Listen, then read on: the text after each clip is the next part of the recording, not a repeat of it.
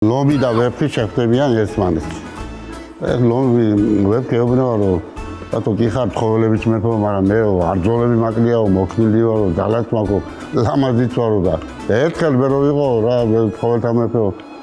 ლომი ახლა მე შეგეძლიერი ვარო და ასე გადავწყვიტოთო ტყეში შევალო, რა ნადავლსაც გამოვიტანო, მე შენ შედიო, შენ რაცაც გამოვიტანო, შევადაროთო და გადავწყვიტოთო ის იყოს მეფეო.